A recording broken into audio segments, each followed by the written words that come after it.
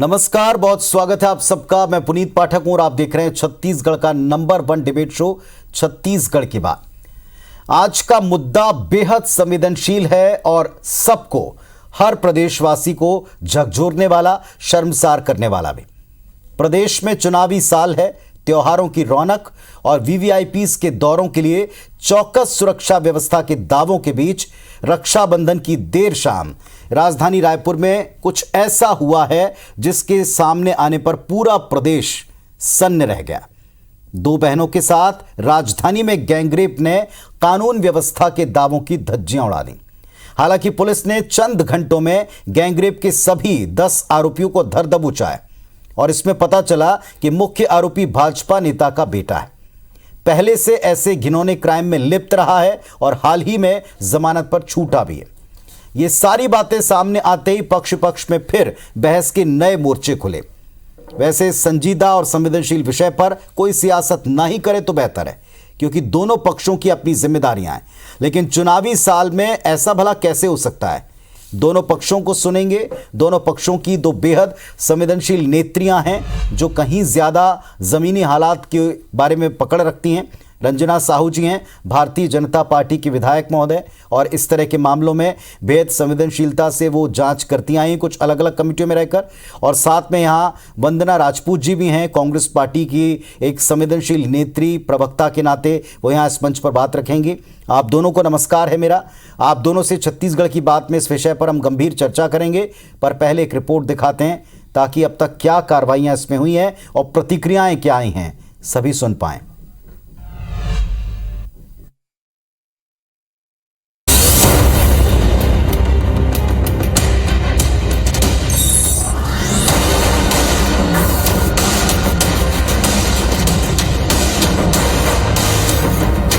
अगस्त महीने की आखिरी तारीख थी। घड़ी ने रात के करीब 11 बजाए थे। सन्नाटे में डूबी उस रात दो सगी बहनें अपने भाई को राखी बांधकर घर वापस लौट रही थी। बड़ी बहन का मंगेतर भी उनके साथ था। अचानक उनके रास्ते में आ गए 10 दरिंदे।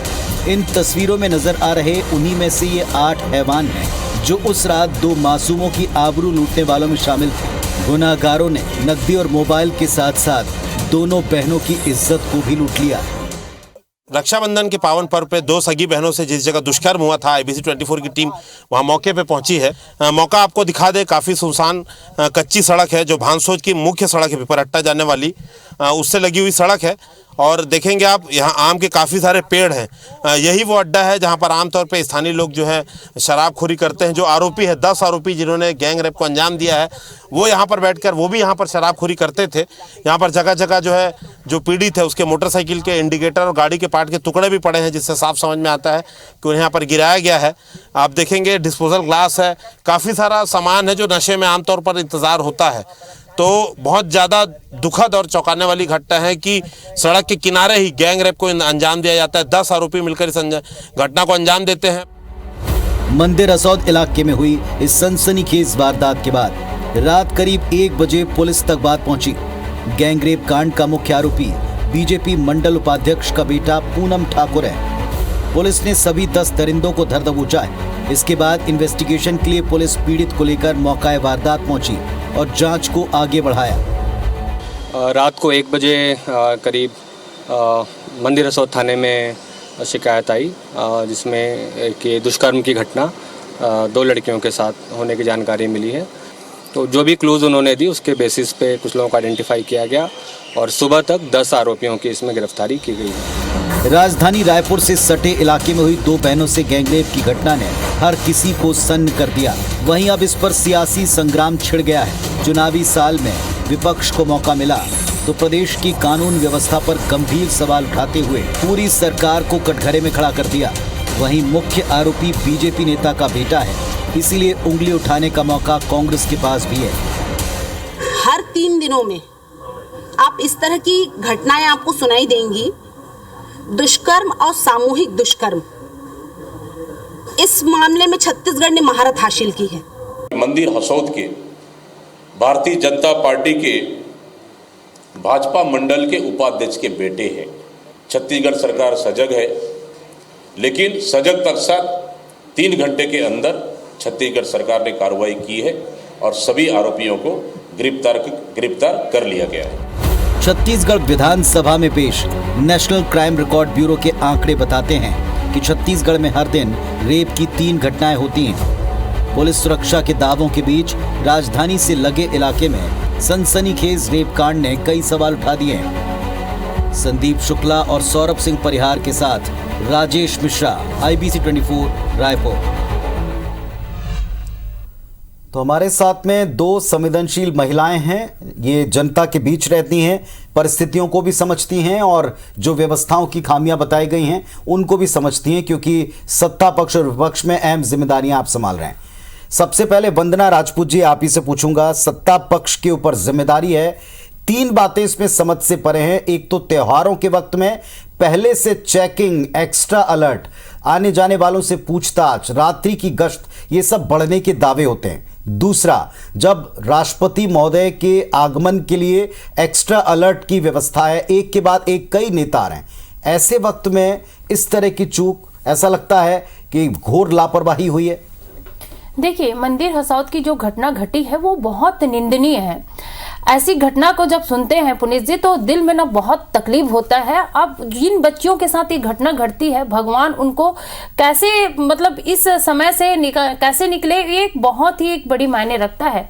और मैं आपको बता दूं कि मंदिर हसौद की घटना जो घटी है, इसके पीछे आप देखेंगे कि बहुत ही जो भाजपा बेटी बचाओ और बेटी पढ़ाओ के नारा लगाते हैं, कहीं ना कहीं यहाँ पर जो भारतीय जनता पार्टी है उनका जो ये बेटियों के प्रति जो देखते हैं कि गैंग रेप के बारे में बात करते हैं, तो हमेशा भारतीय जनता पार्टी के जो नेता है उनके सुपुत्र हमेशा इसमें संलिप्त रहते हैं। जैसे ही इस घटना की संज्ञान शासन प्रशासन में आई, वहां SP, DSP सारे लोग वहां पहुंचे, तुरंत घटना स्थल पर गए और सिर्फ 3 घंटे में वो सारे आरोपियों को पकड़ लिया गया। लेकिन आप यकीन मानिए पुनीत जी, आरोपी को तो पकड़ लिया, लेकिन उस बेटी के ऊपर क्या गूंज रहा है, क्या बीत रहा है, ये बहुत अच्छे से समझ सकते हैं। कांग्रेस की सरकार है जो बेटियों के मान और सम्मान के लिए कभी भी पीछे नहीं हटती है, इसीलिए हमने आरोपियों को पकड़ लिया। और भाजपा की बात करते हैं, जहां ब्रिज आऊंगा, मैं आपके पास आऊंगा विस्तार से बातचीत करने के लिए। आपने अपना ओपनिंग स्टेटमेंट रखा, यही बारी अब रंजना साहू जी की, भारतीय जनता पार्टी की विधायक हैं। रंजना जी, आप अपनी बात रखें। हालांकि मैं शुरुआत में ही ये बात कह चुका हूं कि इस पर राजनीति ना होती तो बेहतर होता, लेकिन मौका दोनों के पास एक दूसरे के खिलाफ बहुत कुछ कहने का। आप क्या कहेंगे? पुनीत जी, अभी आपने सुना भी कि नेशनल क्राइम रिपोर्ट के अनुसार हर रोज 3 घटनाएं होती है, दुष्कर्म को चाहे सामूहिक दुष्कर्म। तो ये किस बात की जिम्मेदारी लेंगे, बताएं जरा।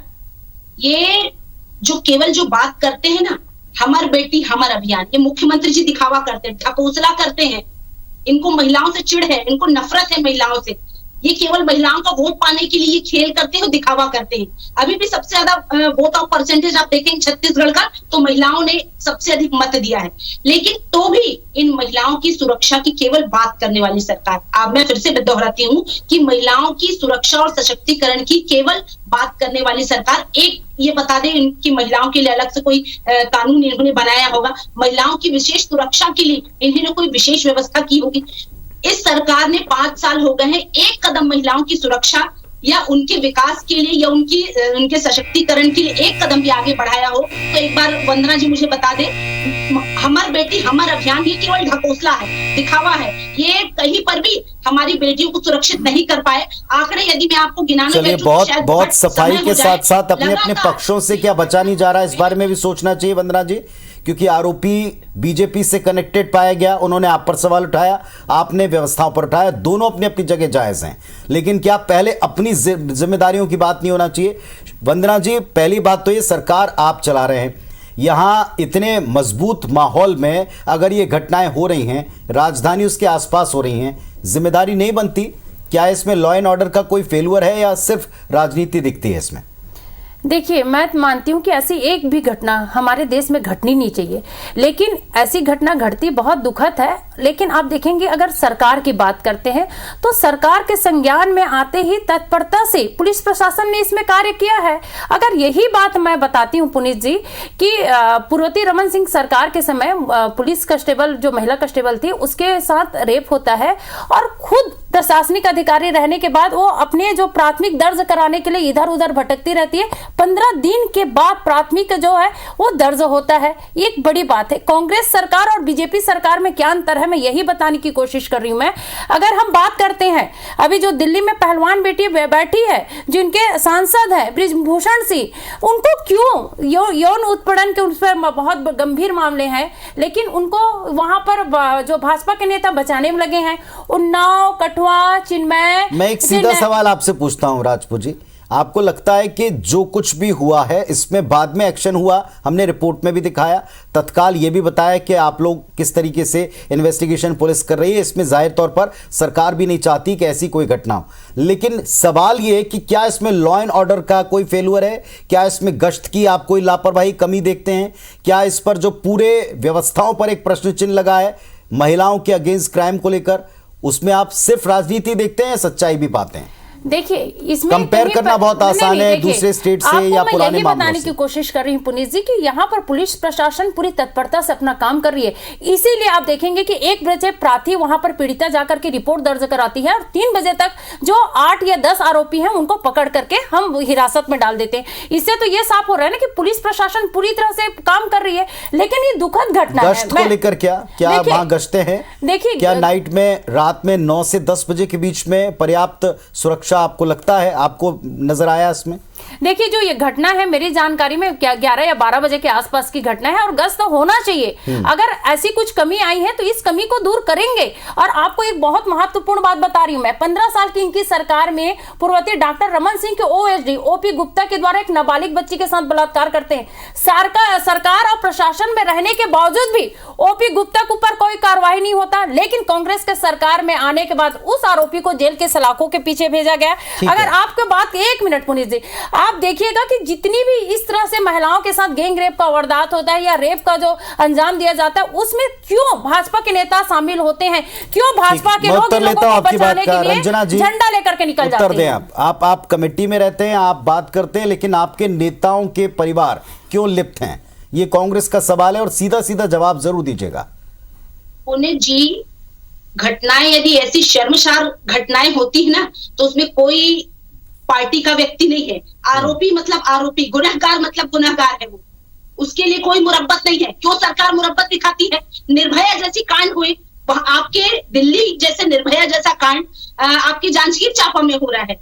कोटा कैबिन में 6 साल की बच्ची के साथ रेप, सोई है क्या सरकार? बात करते हैं ये एक भी आरोपी को संरक्षण कांग्रेस की सरकार नहीं दिया, तो आप बता दो, आप लोग आरोपी को संरक्षण देने का काम करते हैं। आप लोग आरोपी के लिए झंडा लेकर के निकलते हैं। ब्रह्मानंद को आप लोग ने टिकट दिया, जबकि एक बच्ची के साथ उन्होंने बलात्कार किया था और वो उनको देह व्यापार में ढकेलने का काम किया था। अरे आप लोग तो आरोपियों का सरगना बना है। आप लोग अपने पार्टी में आप लोग बहुत मान सम्मान देते हो, इतिहास गवाह है। आप देख लीजिए, उत्तर प्रदेश की बात करते हैं, गुजरात की बात करते हैं, बिल्किस बानो के जो सामूहिक बलात्कार होता है, आपकी सरकार उसको बताइए कि जेल से छुड़ा करके ले आती है। ये आप लोगों की सरकार की आदत है। कांग्रेस सरकार में कोई आरोपियों को संरक्षण देने का काम नहीं करता मैडम। आरोपियों को संरक्षण देने का काम भारतीय जनता पार्टी के नेता करते हैं। आप लोगों के डीएनए में है, आप लोगों के डीएनए में है। आप लोग तो कसम खा के रखे हैं, बेटी बचाओ के जगह में रेपिस्ट बचाओ का नारा आप लोगों को देना चाहिए, क्योंकि रेपिस्ट को बचाने का काम आप लोग करते हैं। अब जितना भी केस आता है उसमें देख लीजिए ना, आप अभी वर्तमान में विधानसभा नेता प्रतिपक्ष नारायण चंदेल के बेटे के ऊपर में रेप का आरोप है। रेपिस्ट को बचाने के काम भाजपा के नेता कर रहे हैं कि नहीं कर रहे?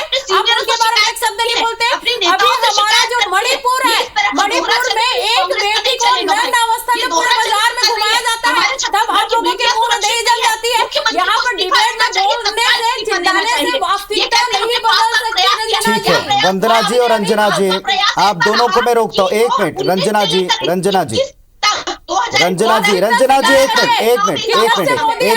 वंदना जी और रंजना जी, हमारे देश में कोई महिलाएं सुरक्षित नहीं है। ठीक बात है। राजनीति बहुत हो गई, थोड़ा सा प्रश्नों के उत्तर भी दे देते हैं। आप दोनों को मैंने बोलने दिया और आप दोनों को सुनवाया भी लोगों को, पर एक बात का जवाब दीजिए रंजना जी। किसी भी परिवार के लिए, मैं फिर दोहराता हूं, किसी भी परिवार के लिए, पार्टी का हो, निजी तौर पर हो, कोई बर्दाश्त नहीं करेगा कि उसके यहां इस तरह का आरोपी है, मुख्य आरोपी का बीजेपी से कनेक्शन। इस पर क्या बीजेपी कुछ कदम लेने वाली, स्टेप लेने वाली है, या ये फिर हर बार की तरह कहा जाएगा कि उनसे हमारा कोई संबंध नहीं है? पुणे जी, हमने तो पहले ही कहा और इस बात को हम कहते आए हैं, गुनहगार मतलब गुनहगार, वो किसी का करीबी या किसी का प्रेमी या किसी के चाहने वाले व्यक्तियों में से नहीं है। वो गुनहगार है, मतलब सबकी नजर में गुनहगार है, और निश्चित रूप से यदि वो गलत है तो उस पर कार्रवाई ही होगी। संरक्षण आपको लगता है सरकार कोई दे रही, या बाद में पुलिस ने किसी भी तरह की कोई कोताही बरती है, असंवेदनशीलता दिखाई, आपको लग रहा है इस मामले में?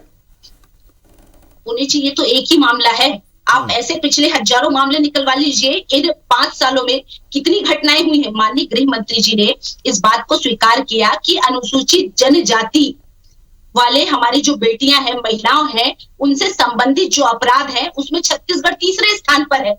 फिर उन्होंने इस बात को स्वीकार किया कि अनुसूचित जनजाति से संबंधित जो हमारी बेटियों के साथ, महिलाओं के साथ जो 5 साल का डेटा निकाला है, उन्होंने भी आपके 15 साल के डेटा को सामने रखा है, उन्होंने भी बाकी स्टेट के एग्जाम्पल को रखा, फिर यहीं से राजनीति इन्वॉल्व हो जाती है। और मैं चाहूंगा आपकी बात का उत्तर दें, वंदना जी, आप उत्तर दें। यदि कानून है, बार बार एनसीआरबी के डेटा का जिक्र हो रहा है, ये एक मामला नहीं, कई मामलों को उसमें जोड़ा जा रहा है। देखिए पुलिस जी, रंजना जी बोल रही है कि हम लोग कोई भी आरोपी को संरक्षण नहीं देते, उनसे कोई वास्ता नहीं रखते। तो मैं जानना चाहती हूँ कि बृजभूषण जी से पर भी यौन उत्पीड़न का बहुत बड़ी मामला रखा है, तो अभी तक बृजभूषण सिंह पर क्यों कार्रवाई नहीं की? आप सुन तो लीजिए। अरे आप बहुत चिल्लाते, भाई सुनने की क्षमता रखिए ना रंजना जी, सुनने की क्षमता रखिए। बृजभूषण सिंह पर क्यों कोई कार्रवाई नहीं हुआ? आपने एक आरोपी ब्रह्मानंद को टिकट क्यों दिए? आपने टिकट दे करके उसे मैदान में क्यों उतारा?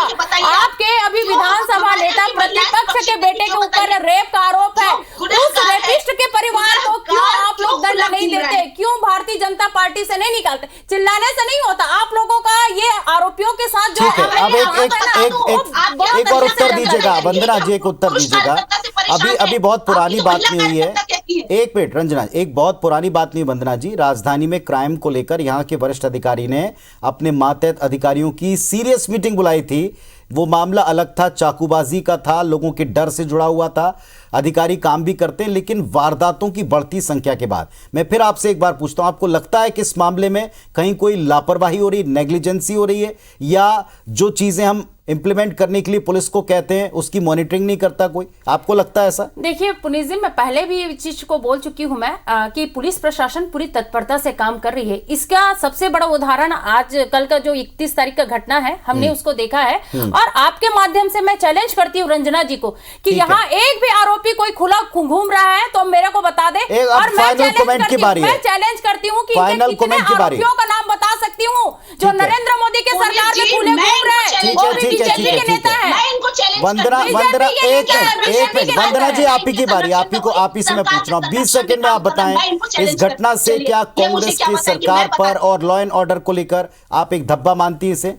देखिए, अगर बेटियों के ऊपर ऐसी केस होती है तो वाकई मानिए इसमें हम लोग को बहुत तकलीफ होती है। लेकिन अगर आप सरकार की बात करते हैं, सरकार अपनी जिम्मेदारी के साथ काम कर रही है पुनीत जी, और आपको आश्वस्त करना चाहती हूँ कि यहाँ एक भी बेटियों के साथ ऐसा घटना घटित नहीं होना चाहिए। लेकिन ऐसा घटना घटित होती है तो आरोपियों को छोड़ेंगे नहीं, चाहे कोई भी हो, चाहे भाजपा के कितने बड़े नेता भी हो, हम उसको जेल के सलाखों के पीछे भेजेंगे। अब आप उतना ही वक्त रंजना जी के पास में।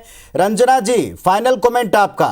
आपको लगता है कि ये सिस्टम का फेलुअर है, या इसमें किसी को बचाया जाना नहीं चाहिए, संरक्षण नहीं देना चाहिए? आप अपने पक्ष से कार्रवाइयों के लिए तैयार हैं ऐसे लोगों पर अगर कनेक्टेड है तो? पुनीत जी, ये तो कहीं कोई पूछने या प्रश्न करने वाला विषय ही नहीं है।